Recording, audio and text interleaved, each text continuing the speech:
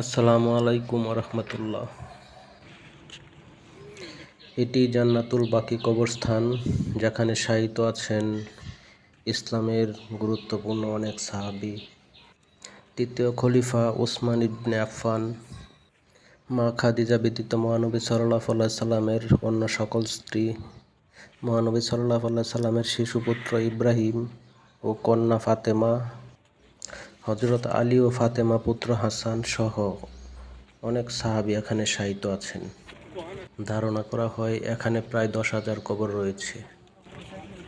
মসজিদে নববী ও মহানবী সাল্লাল্লাহু আলাইহি সাল্লামের রওজা শরীফের পাশেই এটি অবস্থিত।